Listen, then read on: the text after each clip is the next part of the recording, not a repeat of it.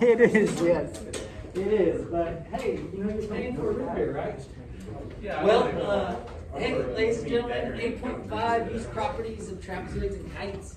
So let's jump right in here. It turns out that a trapezoid is a quadrilateral with exactly one pair of parallel sides. So do you guys see the difference right there between trapezoids and parallelograms? This is saying it has exactly one pair. So if you have two pairs, no, right? If you have two pairs parallel, that's a parallelogram. But if you have exactly one pair and the other sides are not parallel, then it's a trapezoid. And the sides that are parallel, the parallel sides are called bases. And along with that, you're going to have two pairs of base angles. So a little bit of vocab here. Let's draw a picture to show you what we're dealing with. So you got parallel sides.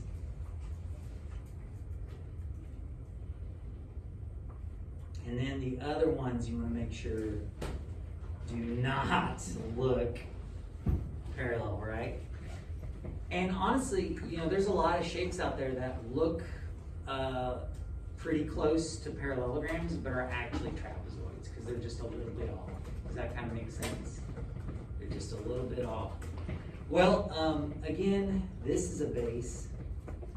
This is a base. And then you've got these base angles on the inside here. So you've got base angles along touching the bottom base, and you've also got base angles touching the top base. Does that kind of make sense? Well, it turns out you can have a special type of trapezoid, and I like the look of these shapes for some reason. I don't know, it's kind of pleasing. But when the non-parallel sides are congruent, this is called an isosceles trapezoid.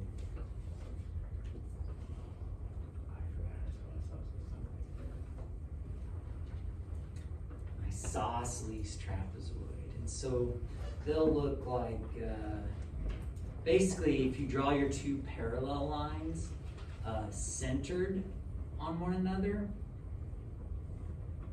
then it will look like an isosceles trapezoid. So you know these are parallel, but then you also are going to put tick marks there. That's an isosceles trapezoid. And we're going to learn some stuff about trapezoids and isosceles trapezoids. The first thing is we want to be able to, if we have a graph of a quadrilateral, we want to be able to tell what kind of shape it is. So in example 1, it says show that XY ZW is a trapezoid. So how would you go about showing that? We can measure the slopes of the lines. Oh, get the slopes, yeah. And I'm going to check these two right away because don't they look parallel? Yeah, so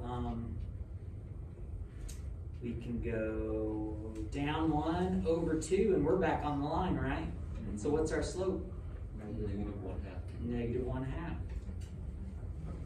Again, you could have gone down 3 over 6 to get to there, but what's 3 over 6? 1/2. Now let's jump down here and check that out.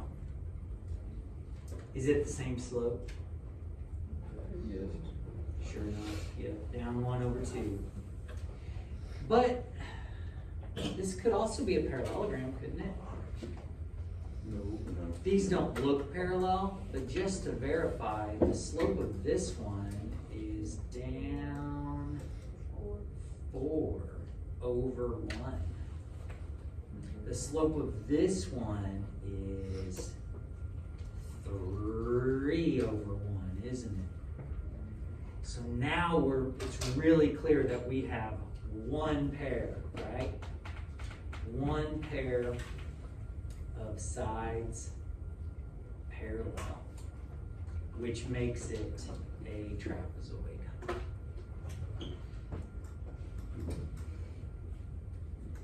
Well, let's go ahead and look at example 2.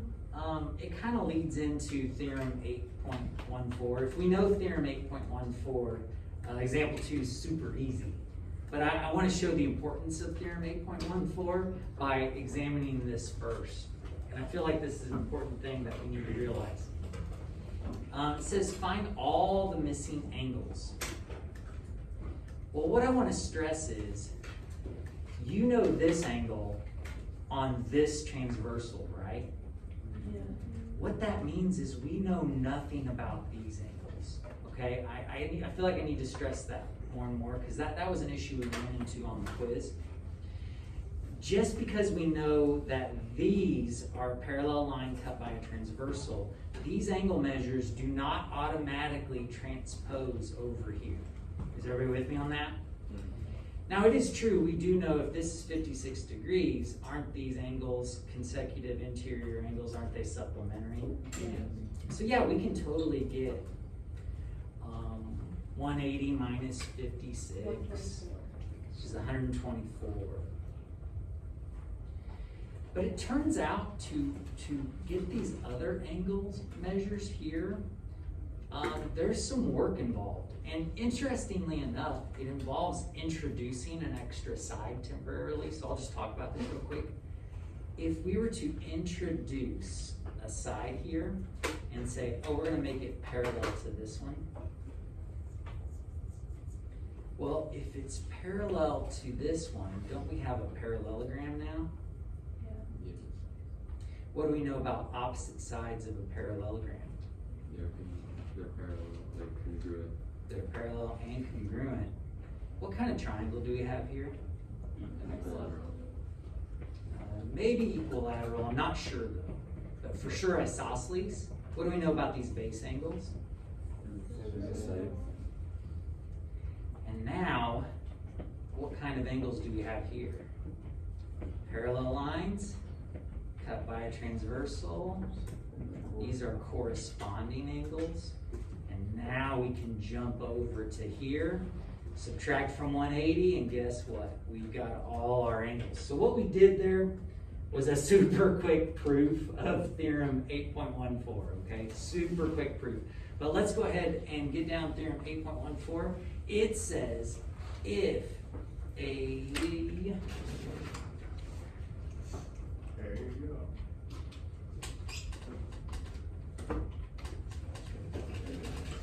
if a trapezoid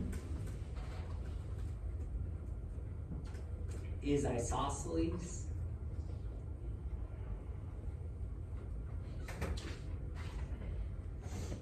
then each pair of base angles is congruent. Now let me be really specific with the picture here. Okay, draw yourself a quick isosceles trapezoid. Trapezoid, right? Trapezoid. Isosceles trapezoid. What they're saying is that, now, do you notice the way I drew this? Isn't this one an obtuse angle? Yeah. And this one's an acute angle. These aren't the same. What are the same? Those are the pairs of base angles they're talking about. The angles that are on the same base are congruent. The angles on the same base are congruent. So if you know this, then example 2 is easy peasy, isn't it?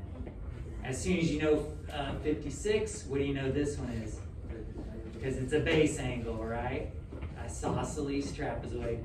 And then you can subtract from 180 to get these other angles and flip them over. So it makes it easier. Okay, some other things that are kind of interesting. Theorem 8.15 says if a trapezoid,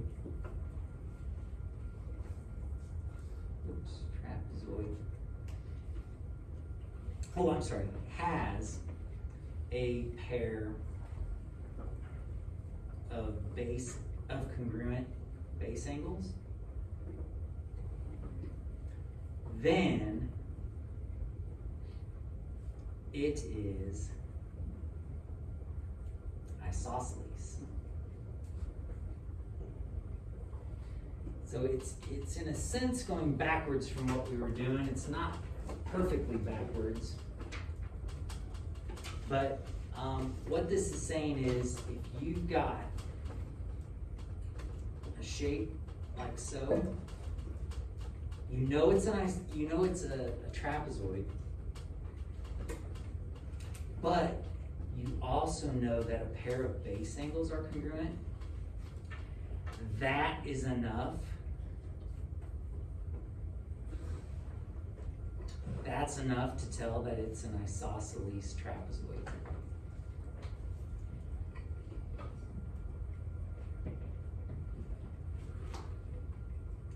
That's enough to know that these tick marks are gonna be there. So if you have an isosceles trapezoid, you know base angles are congruent. If you have a trapezoid with a single pair of base angles congruent, guess what you know? It's going to be isosceles. So it kind of goes back, frontwards and backwards. And finally, I think it's our last one on our last theorem. Oh no, there's one more theorem.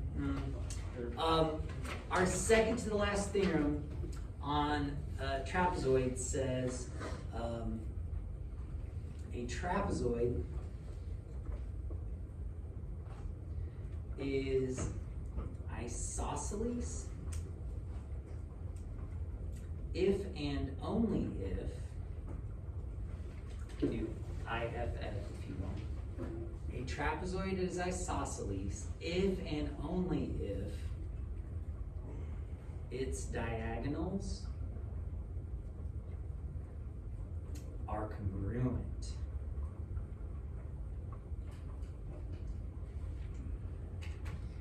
Now let's pause here for a second. This is where it gets a little bit interesting. Don't we know another shape whose diagonals are congruent? What other shape have we learned has diagonals that are congruent? It's a rectangle. Yeah, a rectangle. But a rectangle is a parallelogram, right? What specifically are we talking about here? Trapezoid. Okay. So if you have and it's an if and only if statement. So if you have a trapezoid that's isosceles, what do you know about the diagonals? They're congruent. If you have a trapezoid that has congruent diagonals, what do you know? It's an isosceles trapezoid. So it goes both directions. These we couldn't write as a biconditional statement because they didn't quite match up. This is talking about a single pair, this is talking about both pairs. But this one you can use forward and backwards. So basically, if you've got a trapezoid, you know it's a trapezoid because of that. But then they tell you, they draw some diagonals in there. And now with a rectangle, we put tick marks everywhere, right? But on a trapezoid, doesn't this side look a little shorter than this one? Yeah. But to show that this full diagonal is congruent to this full diagonal, put a single tick mark, a double tick mark, and guess what? Single and a double. Doesn't that show that the diagonals total are congruent? I think so. If you have that, then it's isosceles.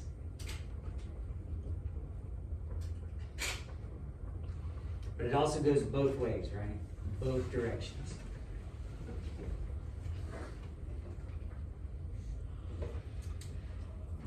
Okay, kind of would like to,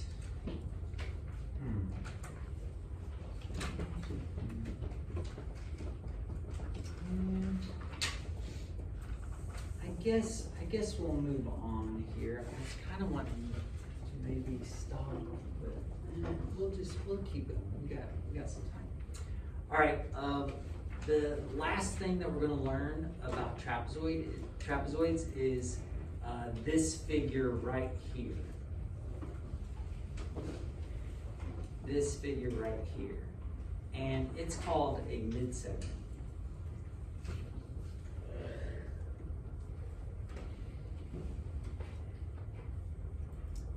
So it says that the midsegment is the segment that connects the midpoints of the legs of the trapezoid. Now notice, this is not an isosceles trapezoid, is it? It's just a trapezoid. But if you get the midpoint here on this leg, the midpoint here on this leg, and connect them, you've got a mid-segment. Mid-segment. Now, we don't always want to trust things visually, but doesn't it kind of look like this mid-segment's parallel to the bases? Doesn't it look like that? I think that's actually accurate. Let's look it up. Theorem 8.17 is the mid-segment theorem for trapezoids, and it in fact says the mid-segment of a trapezoid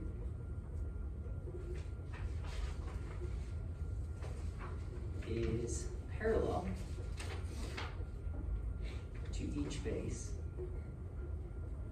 and some other stuff. And its length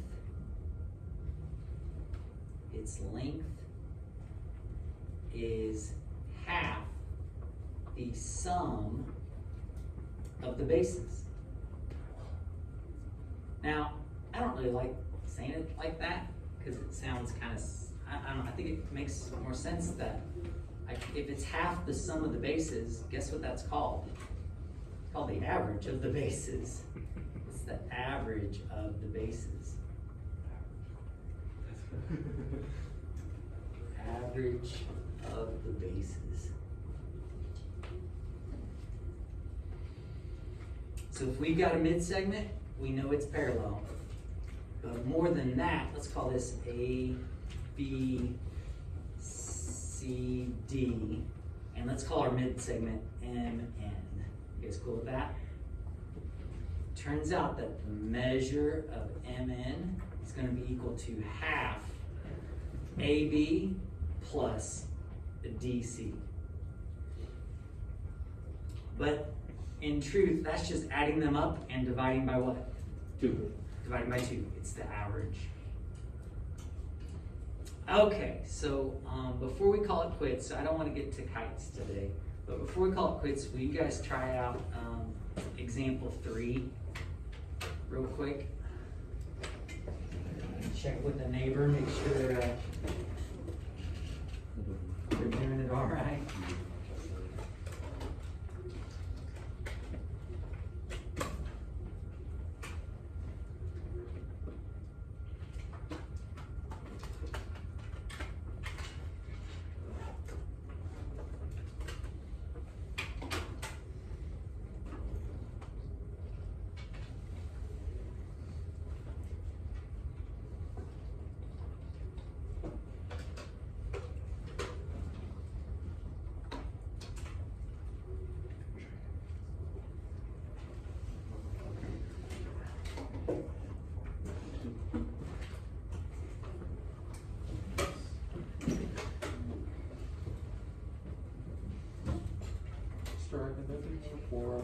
I'm sorry, what's it? Don't you have a 4?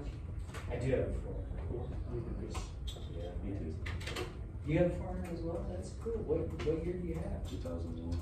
2001. So I think we have the same body style. I have 2007. Is yours a 4th gen or is it a 3rd gen? I'm trying to think. Can I see it out here? Oh, yeah. What'd you guys get for an answer? 12, does that sound right? Did it have units? Yeah. Oh yeah, 12 centimeters. Well,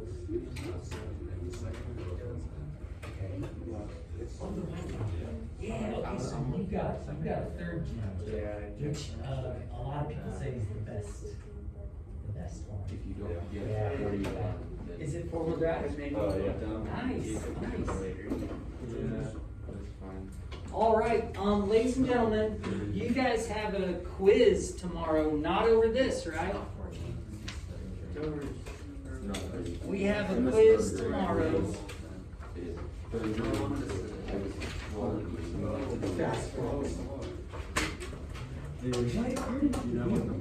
Ladies and gentlemen, quiz tomorrow over 8.4, properties of rhombuses, rectangles, and squares.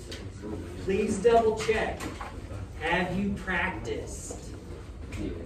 Have you practiced? If you have not practiced, if you haven't finished this practice, use this time right now to double check. What's your progress on practicing that? You're going to want to make sure to practice that before tomorrow.